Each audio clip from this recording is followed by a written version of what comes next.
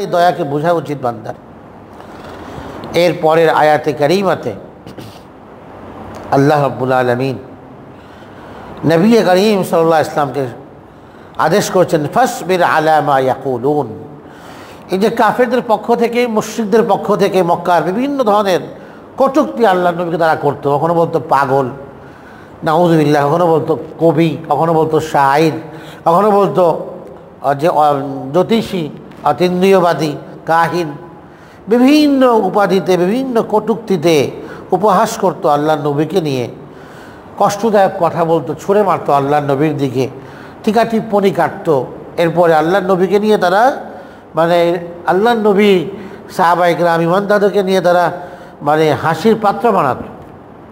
এগুলো ইমানদারদের মনকে ভেঙে দিত, চুরমার করতো। রাসূল করিম সাল্লাল্লাহু আলাইহি ওয়াসাল্লামের হৃদয় চুরমার হতো। তো আল্লাহ রাব্বুল আলামিন নবীকে সান্ত্বনা দেওয়ার জন্য বললেন, তারা যাই কিছু বলুক না কেন, আপনি সবর করুন। ফাসবির আলা মা ইয়াকুলুন, আপনি সবর করুন।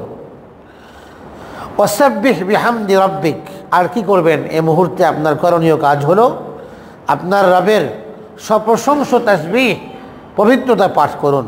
সুবহানাল্লাহ পড়ুন, আলহামদুলিল্লাহ পড়ুন। ক্বাবলা তুলুইশ শামসি, সূর্য উদয়ের পূর্বে, ক্বাবলা গুরুবিহা, সূর্য অস্তমিত হওয়ার পূর্বে। এই সময়গুলোতে আপনি তাসবিহ পাঠে রত থাকুন। এটা আপনার মনের ব্যথাকে, অসহায়ত্বকে সান্ত্বনা দিবে, লাঘব করবে। আপনি সবর করুন। আমিন আনা ইল্লাইল, আর রাতের আমিন আনা ইল্লাইলি ফাসাব্বিহ ওয়া আতরাফান নাহারি লাআল্লাকা তারদা। রাতের একটি সময় আপনি তাসবিহ পাঠ করুন, দিনের এক প্রান্তে আপনি তাসবিহ পাঠ করুন। লাআল্লাকা তারদা, এতে আপনি খুশি হয়ে যাবেন, আপনার মনে আনন্দ আসবে, দুঃখ গুছে যাবে, আপনার মনের কষ্ট এর লাঘব হবে। তো এই আয়াতে কারিমাতে আল্লাহ রাব্বুল আলামিন রাসূল করিম সাল্লাল্লাহু আলাইহি ওয়াসাল্লামকে দুটি বিষয়ের মাধ্যমে সান্ত্বনা দিলেন। এবং দ্বীন ও ঈমানের কাজ করতে গিয়ে, ঈমান ও ইসলামের বিধিবিধান পালন করতে গিয়ে যদি কেউ কটূক্তির শিকার হয়, দ্বীনের দাওয়াত দিতে গিয়ে কটূক্তির শিকার হলো, উপহাসের শিকার হলো, এরপরে অপদস্থ হলো, তার জন্যও আল্লাহ তাআলার এই প্রেসক্রিপশন, যে এই এক নম্বর হচ্ছে সবর করবে, ধৈর্য ধারণ করবে, তাকে এড়িয়ে যাবে। ধৈর্য ধারণ করার অর্থ হলো যে প্রতিশোধ নেওয়ার চিন্তা করবে না, প্রতিশোধ নেওয়ার চিন্তা করবে না। যদি সবর না করে তাহলে প্রতিশোধ নেওয়ার একটা চিন্তা মনের মধ্যে জাগ্রত হতে পারে, যে আমি প্রতিশোধ নিব, সে কেন আমাকে এই কথা বলল। কিন্তু যখন সে আল্লাহর জন্য, আল্লাহর খুশির জন্য সবর করবে, তখন তার মন থেকে প্রতিশোধ নেওয়ার চিন্তাটি উবে যাবে, নষ্ট হয়ে যাবে, সে আর প্রতিশোধ নেবে না। এই জন্যই তো সবর করা। কেউ যদি জুলুম করে, প্রথম নির্দেশ হলো সবর করো, ফামান আফা ওয়া আসলাহা, সবর করতে হয়। তো সবর যদি করা হয় তাহলে আর প্রতিশোধ নেওয়ার ফিকির অন্তরে আসে না। এটাই হচ্ছে একটা বড় মাধ্যম অন্তরকে প্রশান্ত করার এবং প্রশান্তি লাভের, সবর করা আল্লাহর জন্য। এতে মনে করবে যে এটা আল্লাহর দ্বীনের কাজ করতে গিয়ে আমার জন্য, এটা আমার তাকদীরে ছিল, আল্লাহ তাআলা আমার জন্য এটা রেখেছেন, এই জন্য আমি এই কথার দ্বারস্থ হয়েছি বা আমি অপদস্থ হয়েছি, যাক এটা আমি আল্লাহর কাছেই বলবো।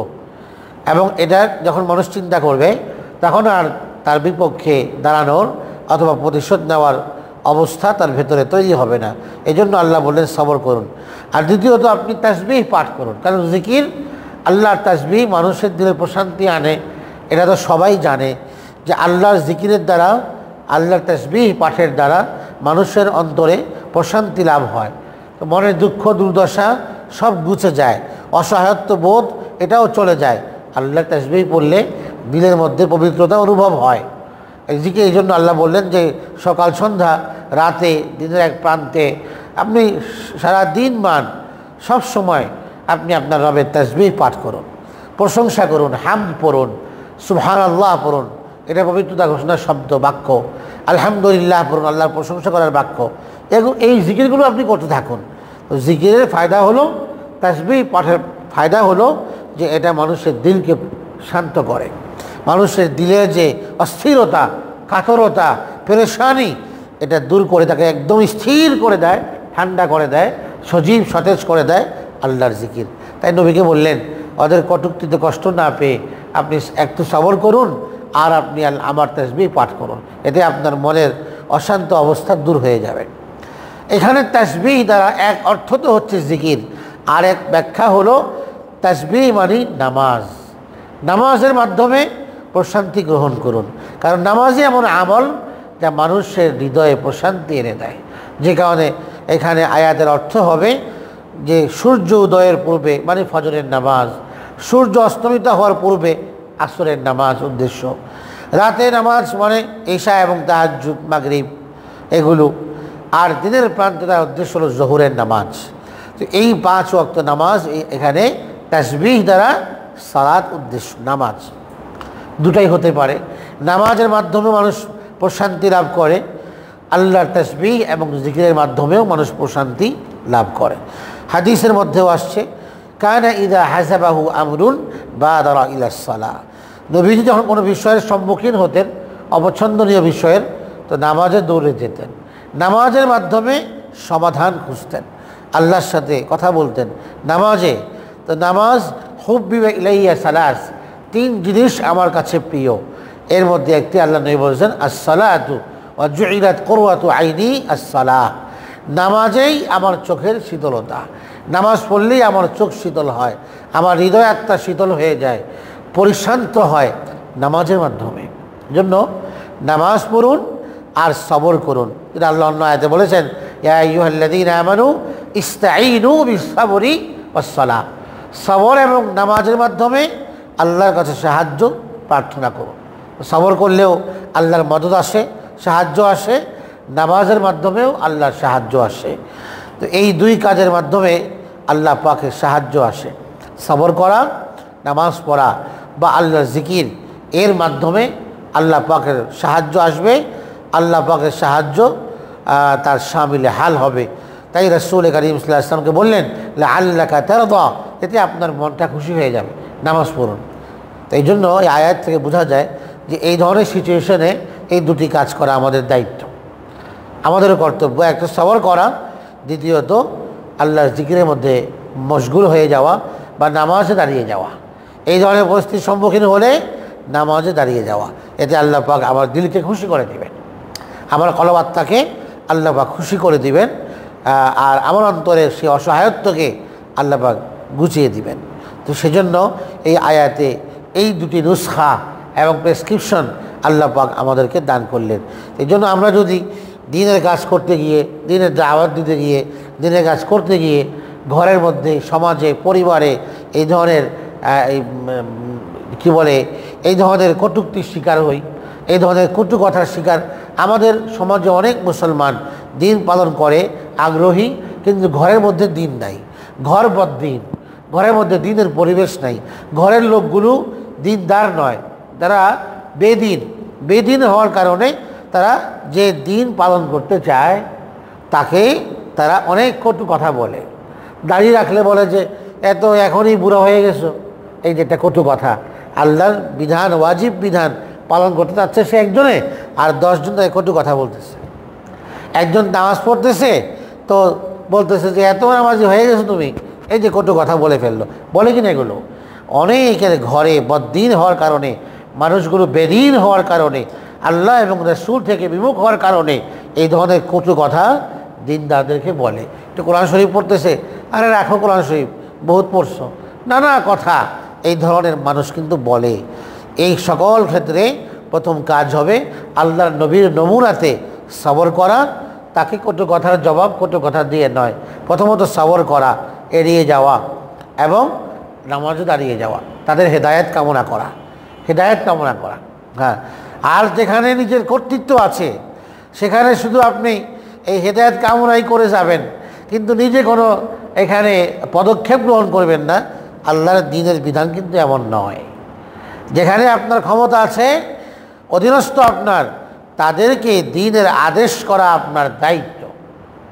যদি আপনার আদেশ পালন না করে তাহলে তাদেরকে আপনি শাস্তি দেওয়ার ক্ষমতা রাখেন, এবং শরীয়তও আপনাকে শাস্তি দিতে পারে।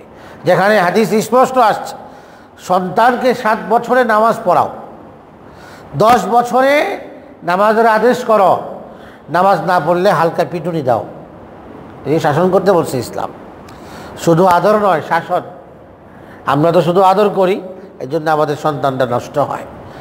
আদর এবং শাসনের সমন্বয়ে সন্তান গড়ে উঠবে। এই জন্য 10 বছর হয়ে গেছে, সন্তানকে নামাজের আদেশ কয়জন করি? আমার সন্তানকে নামাজের আদেশ কয়জন করি? প্রত্যেক ওয়াক্তে আমরা কয়জন সন্তানকে আদেশ করতেছি যে নামাজ পড়ো? অথচ আল্লাহ নবী হাদিসে বলছেন 10 বছর হলে আদেশ করো, না শুনলে হালকা পিটুনি দাও, হালকা শাস্তি দাও। খুব মারতে বলেন নাই, হালকা ধমক দিতে বলছেন, হালকা একটু মারতে বলছেন, যেন সে ভয় পায়, নামাজে অভ্যস্ত হয়ে যায়, নামাজে আসে। যেন আমাকে ছোট্ট থেকেই নামাজের ব্যাপারে তাকে যত্নবান করে গড়ে তুলতে হবে। তো ওই সমস্ত মানুষটা কত সৌভাগ্যবান যাদের সন্তানেরা 5 ওয়াক্ত নামাজ পড়ে, তারা সৌভাগ্যবান। তো নামাজ এটা এমন একটি চোখ শীতলকারী আমল, আত্মার প্রশান্তদায়ক আমল, আল্লাহ নবীকে আল্লাহ করতে বলছেন। যে কারণে কোনো অবস্থার সম্মুখীন যদি হয়ে যেতেন, আল্লাহ নবী দ্রুত নামাজে দাঁড়িয়েছেন। নামাজের মাধ্যমে সমাধান চাওয়া আল্লাহর কাছে। আমরা তো মানুষের দ্বারস্থ হই, কোনো বিপদে পড়লে আমরা আগে মানুষের কাছে যাই। মানুষ থেকে মানুষ, মখলুক থেকে মখলুক কি সাহায্য নেবে? মখলুক তার খালিকের কাছে সাহায্য চাইবে, উনি সাহায্যকারী। ওয়াইদাস্তাআনতা ফাস্তাইন বিল্লাহ, হযরত মুআজকে আল্লাহর নবী ঈমান শিখিয়েছে। সাহায্য চাইতে হলে আল্লাহর কাছে চাও, এবং বলছেন ইত্তাকিল্লাহ, আল্লাহকে ভয় করো, তাজিদু তুজাহাকা, তুমি আল্লাহকে তোমার অভিমুখী পাবে। তুমি আল্লাহকে ভয় করো, আল্লাহ তোমার দিকে থাকবেন, তখন তোমাকে আল্লাহ বিপদ দূর করবেন, তোমাকে বিপদ থেকে উদ্ধার করবেন। তোমার রিজিকের প্রয়োজন রিজিক দিবেন, তোমার চাকরির প্রয়োজন চাকরি দিবেন, তোমার ব্যবসায় বরকত দরকার বরকত দিবেন, তোমার ঘরে অশান্তি দূর করবেন। তুমি আল্লাহমুখী হয়ে যাও। তো আল্লাহকে পাওয়ার জন্য আমাকে আগে আল্লাহমুখী হতে হবে, আমাকে আগে আমল করতে হবে। আমি যদি আমলের পথে না পারি, তাহলে তো আল্লাহর সাহায্য আমার জীবনে আসবে না। আল্লাহর নবীকে তো আল্লাহ সাহায্য এমনিতেই করতে পারেন, কিন্তু কেন বললেন সবর করেন, নামাজ পড়েন, জিকির করেন? যে আমল করতে বললেন কেন? এই আমলগুলোর বৈশিষ্ট্যই হলো এমন, এটা মানুষকে আল্লাহর সাহায্য, আল্লাহ পাকে সাহায্য দ্রুত আকর্ষণ করে। তো সেই জন্য নামাজ এটা গুরুত্বপূর্ণ আমল, যে নিজে আদায় তো করবেই, বরং অধীনস্থদেরকে নামাজের আদেশ করা। এমনকি আপনার ঘরের কর্মচারী, সেও যদি আপনার অধীনে থাকে, তাহলে তাকেও আপনার নামাজের আদেশ করা আপনার জন্য ফরজ এবং আবশ্যক কর্তব্য। ছেলে মেয়েকে নামাজের আদেশ করা, স্ত্রীকে নামাজের আদেশ করা আপনার কর্তব্য এবং দায়িত্ব। এই দায়িত্ব আদায় যদি আপনি অবহেলা করেন, তাহলে ইনদাল্লাহ কিয়ামতের দিন আল্লাহর কাছে আপনাকে জবাব দিতে হবে। ওয়ালা তামুদ্দান্না আইনাইকা ইলা মা মাত্তা'না বিহি আজওয়াজাম মিনহুম জাহরাতাল হায়াতিদ দুনিয়া। এরপরের আয়াতে আল্লাহ পাক বলেন, আমাদের নবীকে বলেছেন, নবীকে বলার উদ্দেশ্য আমাদেরকে বলা, কারণ নবীর দ্বারা তো গুনাহ হবে না, আমাদেরকে বলতেছেন ওয়ালা তামুদ্দান্না আইনাইক, আপনি আপনার চোখকে তাদের দিকে ঝুঁকিয়ে রাখবেন না। এটা আমাদেরকে, আল্লাহ নবীকে ঝুঁকাবেন না, এটা আমাদেরকে বললেন। আল্লাহ নবীকে বলার মাধ্যমে আমাদেরকে বললেন, যেহেতু ওয়াহি আল্লাহ নবীর কাছে আসে, আপনার দৃষ্টিকে আপনি দৃষ্টিপাত করবেন না ইলা মা মাত্তা'না বিহি, যাদেরকে আমি প্রাচুর্য দিয়েছি দুনিয়াতে, বাহ্যিক জীবনের চাকচিক্য যাদেরকে আমি দিয়েছি, তাদের সেই সম্পদের দিকে যেন আপনার চোখ না যায়। আজওয়াজাম মিনহুম, বিভিন্ন ধরনের তাদেরকে আমি জীবন উপকরণ দিয়েছি, ভোগ্য সামগ্রী দিয়েছি, ভোগ বিলাসিতার উপকরণ আসবাবপত্র তাদেরকে আমি দুনিয়াতে দিয়েছি, যা দিয়ে তারা ভোগ বিলাস করছে, আরাম আয়েশ করছে। এগুলো সব জাহরাতাল হায়াত দুনিয়া, পার্থিব জীবনের ধ্বংসশীল বস্তু, পার্থিব জীবনের চাকচিক্য, এটা ধ্বংসশীল, এটা স্থায়ী নয়, অস্থায়ী, কয়েকদিনের ভোগ্য সামগ্রী। খবরদার, তাদের এই প্রাচুর্যের দিকে যেন আপনার চোখ না যায়। তো আল্লাহর নবীর চোখ তো জীবনেও যায়নি, সারা জীবন তিনি গরিবীকে গ্রহণ করেছেন, গরিবীকে, দারিদ্রতাকে ইচ্ছাকৃতভাবে চেয়ে নিয়েছেন। যেখানে আল্লাহ পাক বলছেন যে আপনি চান এই অহুদ পাহাড় স্বর্ণ করে দিব। কত বড় পাহাড় অহুদ, যারা দেখেছেন, এই পুরা পাহাড়টা স্বর্ণ হবে, আর এটাকে স্বয়ংক্রিয়ভাবে আপনার পেছনে ছুটবে, আপনার যখন প্রয়োজন এখান থেকে নিয়ে আপনি কাজ সম্পাদন করবেন। আল্লাহ নবী বলছেন যে আল্লাহ আমাকে এই জন্য আমার কাছে মা উহিয়া ইলাইয়া আন আজমা আন আকুনা আজমা আল মাল, আমি সম্পদ জমা করি এই জন্য আল্লাহ আমাকে নবী বানান নাই। ওয়ালাকিন উসাব্বিহ বিহামদি রাব্বিক, আমি আমার রবের সপ্রশংস তাসবিহ পাঠ করার জন্য আমাকে আল্লাহ আমার কাছে ওহী আসে, যেন আমি নামাজি হই, যেন আমি আল্লাহ তাসবিহ পাঠ করি। ও আকুম মিনাস সাজিদিন, আমি যেন সিজদাকারী হতে পারি, এই ওহী আসে আমার কাছে আল্লাহ। এটা আমার কাজ, প্রাচুর্য সম্পদ জমা করা আমার কাজ নয়। তো আল্লাহ নবীকে বলা মানে আমাদেরকে বলা। তো চোখ, মানুষের চোখ যদি হারাম জিনিসের দিকে যায় বা দুনিয়ার আসক্তির দিকে যায় তাহলে এই চোখ নষ্ট। এই চোখ দুটি আল্লাহর পক্ষ থেকে অনেক বড় আমানত। এই চোখকে পবিত্র রাখা আমাদের দায়িত্ব, যেন এই চোখ হারাম জিনিস না দেখে, হারাম জিনিস না দেখে, এটা আমাদের দায়িত্ব। এই চোখকে হেফাজত করা, চোখের যে পবিত্রতা সেটাকে রক্ষা করা, অক্ষুণ্ণ রাখা। তো প্রাচুর্যের দিকে চোখ গেলে মানুষের দুনিয়া প্রীতি অন্তরে আসতে পারে। দেখার পরেই তো শয়তানি শুরু হয়। আগে যদি চোখ দিয়ে খারাপ জিনিস না দেখে ওর কল্পনা তো ভিতরে আসে না, দেখার পরে তো আসে। যদি জুলাইখা সাইয়্যিদুনা ইউসুফকে তার সৌন্দর্য আর রূপের ঝলক না দেখতো পাগল হতো, খারাপ কাজের প্রস্তাব দিত? দেখার কারণেই তো হয়েছে এটা। তো চোখ মানুষের গুনাহের ফটক, চোখ হচ্ছে গুনাহের দরজা।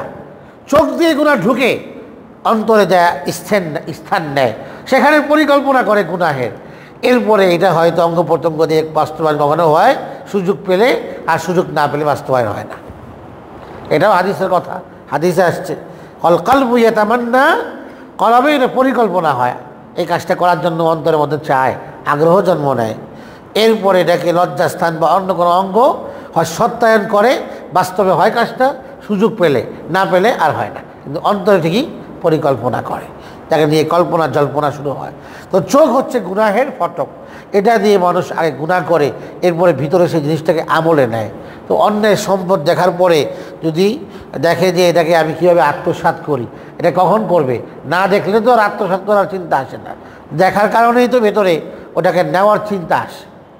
এই জন্য আগে চোখকে আল্লাহ বলছেন হেফাজত করতে, যে অন্যের দুনিয়ার যে বেঈমান গোষ্ঠীর আরাম আয়েসের উপকরণ, মানুষের প্রাচুর্য, মাল সম্পদ, দুনিয়ার অস্থায়ী জীবনের অস্থায়ী বস্তু, মাতাউন কলিল, অল্প দিনের ভোগ্য সামগ্রী, এগুলোর দিকে যেন তোমার চোখ না যায়, মানে তোমার দিলে যেন এগুলোর জায়গা না হয়, দিলের মধ্যে এগুলোর জায়গা দিও না, অর্থাৎ আকৃষ্ট হয়েও না, আসক্তি হয়েও না, আসক্ত হয়েও না। দুনিয়া প্রীতি যেন তোমার ভেতরে না থাকে, দুনিয়া প্রয়োজন, এটাকে প্রয়োজন এর জায়গাতে সীমাবদ্ধ রাখো, কিন্তু দুনিয়ার আসক্তি যেন তোমার ভেতরে অন্তরে না বসে যায়। লা তামুদ্দান্না আইনাইকা ইলা মা মাত্তা'না বিহি, এবং দুনিয়া প্রীতি যেন তোমার অন্তরে না যায়। হাদিসের মধ্যে আসছে, আল্লাহ নবী বলেন, যে ব্যক্তি আখিরাতের সফলতা চায়, মান কানা নিয়াতুহু তালাবাল আখিরা, তো আল্লাহ পাক তার সমস্ত কাজগুলো গুছিয়ে দেন, আর তার অন্তরকে আল্লাহ পাক ধনী বানিয়ে দেন। ফলে কি হয়? ফলে দুনিয়া তার কাছে এমনভাবে আসে, লাঞ্ছিত হয়ে দুনিয়া আসে। আমাদের বহু বুজুর্গানের দিন এরকম ঘটনা তাদের জীবনে আসে, যে তারা কেউ তাকে হাদিয়া দিয়েছেন বা এমনি টাকা দিয়েছেন, নিতে চান নাই, তো জুতার মধ্যে ভরে দিয়েছেন। দেখেন, দুনিয়া লাঞ্ছিত হয়ে আসছে, দুনিয়া লাঞ্ছিত হয়ে আসে, যে দুনিয়া চায় না, দুনিয়া তার কাছে আল্লাহ পাক লাঞ্ছিত করে পাঠায়। আর যে ব্যক্তির নিয়ত দুনিয়া দুনিয়া দুনিয়া, আল্লাহ রসুল বলেন তার সমস্ত কাজকে আল্লাহ বিক্ষিপ্ত করে দেবেন, সে কোথাও সাকসেস হবে না। ঘুম থেকে উঠে ঘুমানো পর্যন্ত দুনিয়া কামানোর জন্য বের হবে, ছুটবে, নিরন্তর তার ছুটে চলা, আর প্রাণান্তকর তার প্রচেষ্টা দুনিয়া পাওয়ার জন্য, প্রাচুর্য এর মালিক হওয়ার জন্য। তো আল্লাহ বলেন যে আমি তার কপালের মাঝখানে দারিদ্রতা লিখে দিব। যা আলাল ফাকরা বাইনা আইনাই, দুই চোখের মাঝখানে সে দারিদ্রতা, যতই দৌড়ঝাঁপ করুক লাভ নাই, অতটুকুনই পাবে দিন শেষে গিয়ে ফলাফল, যতটুকুন তার জন্য আমি বরাদ্দ করে রেখেছি, বরাদ্দের বাইরে খুব বেশি পাবে না। তো এত দৌড়ঝাঁপ করে লাভ কি? দুনিয়ার জন্য যতটুকুন বরাদ্দ ততটুকুন আসবেই। এটার জন্য এইভাবে দৌড়ঝাঁপ করা, দিন নষ্ট হচ্ছে, আল্লাহর বিধান লঙ্ঘন হচ্ছে, কিন্তু আমি দেদারসে চলছি দিনে পাওয়ার জন্য, এটা নিষেধ আয়াতে কারিমাতে। আল্লাহ নবীকে নিষেধ করা মানে আল্লাহ পাক আমাদেরকে বললেন না, এটা করা যাবে না। দুনিয়া অর্জন করতে গিয়ে দিনকে বিসর্জন দেওয়ার সুযোগ নাই। হ্যাঁ, দিন অর্জন করতে গিয়ে দুনিয়া বিসর্জন দাও, কারণ দুনিয়া অস্থায়ী, আখিরাত স্থায়ী। এই কথার অর্থ এই নয় যে দুনিয়াতে আপনার প্রয়োজনকে আপনি অর্জন করবেন না। যতটুকু প্রয়োজন সেটা তো আপনি অবশ্যই করবেন, কিন্তু প্রয়োজনের বাইরে দুনিয়ার প্রতি আসক্তি, দুনিয়ার প্রতি আগ্রহ, দুনিয়ার প্রতি দুনিয়া প্রীতি, যা আপনার আখিরাতকে আপনাকে ভুলিয়ে দিয়েছে, আল্লাহ এবং রাসূলকে ভুলিয়ে দেয়, কোরআন থেকে বিমুখ করে দেয়, এই অবস্থা হওয়ার সুযোগ ইমানদারদের জন্য নাই। এই অবস্থা হলে এটা ইমানদারদের জন্য লজ্জাজনক বিষয় হবে এবং এটা আল্লাহ পাক তার প্রতি অসন্তুষ্ট হবেন। অন্য আয়াতে আল্লাহ পাক বলছেন নবীকে কথা, লা ইয়াগুররান্নাকা তাকাল্লুবুল লাযীনা কাফারু ফিল বিলাদ, এই যে শহরে নগরে রাষ্ট্রে কাফেরদের বিচরণ প্রাচুর্য যেন আপনাকে প্রবঞ্চিত না করে। এই কাফেরদের এত সম্পদ আমার নাই কেন? নবীর তো জীবনে অন্তরে কথা আসবে না। আমাদেরকে আল্লাহ বলছেন কাফেরদের সম্পদ দেখে আফসোস করো না, আফসোস করো না। যে কারুনকে আল্লাহ যে সম্পদ দিচ্ছেন, সেই কারুনের সম্পদ দেখে একদিন কোরআনে কারিমে ঘটনা আসছে, কারুন সব দলবল নিয়ে খুব শৌর্যবীর্যের সাথে বের হয়েছে। তো একদল লোক দুনিয়াদার, এরা দেখে বলতেছে ওয়াকাল আল্লাযীনা উতুল ইলম, যারা ইয়া লাইতালানা মিসলামা উতিয়া কারুন, হায় যদি কারুনের মতো সম্পদ আমাদেরও থাকতো। আফসোস করতেছে আর দেখতেছে কারা? দুনিয়াদাররা। ইন্নাহু লাযু হাজ্জিন আযীম, সে তো অনেক সম্পদের মালিক। কিন্তু যাদেরকে আল্লাহ পাক ইলম দিয়েছেন, ইলম আহলে ইলম, যারা কোরআন ও সুন্নাহর ইলম যারা আসছে অন্তরে, তারা বলেন যে ওয়াইলাকুম সাওয়াবুল্লাহি খাইর, আরে এই তো দুনিয়া, তোমাদের ধ্বংস হোক, তোমরা কি বোকা নাকি? আল্লাহর কাছে যা আছে এটা অনেক বেশি শ্রেষ্ঠ। লিমান আমানা ওয়া আমিলা সালিহা, ইমানদারদের জন্য, যে নেক আমল করে ইমানদার, তার জন্য এই দুনিয়ার প্রাচুর্য থেকে আল্লাহর কাছে যা আছে ওটা অনেক শ্রেষ্ঠ, ওটা অনেক ভালো। ওটাকে নেওয়ার চেষ্টা করো, এটাকে নেওয়ার চেষ্টা করো, এটাকে নিয়ে দিতে গিয়ে ওটাকে হারিও না। হাদিসে আসছে আল্লাহ নবী বলেন মানে হাব্বা দুনিয়া আদরবি আখিরাত, যে দুনিয়াকে ভালোবাসে তার আখিরাত নষ্ট হবে, ক্ষতিগ্রস্ত হবে। যে আখিরাতকে ভালোবাসে দুনিয়াতে কম পাবে। তো আল্লাহ নবী বলেন দেখো, একটা স্থায়ী একটা অস্থায়ী, এখন তুমি কোনটা গ্রহণ করবে, প্রাধান্য কোনটাকে দেবে? যেটা ধ্বংসশীল তার উপরে যা ধ্বংস হবে না সেটাকে তো প্রাধান্য দেওয়া উচিত, বুদ্ধিমানের পরিচয়। তো আখিরাতকে প্রাধান্য দাও, আখিরাতকে প্রাধান্য দাও। হযরত মুজাদ্দিদ আল-ফিসানী রাহমাতুল্লাহ আলাইহি বলেছেন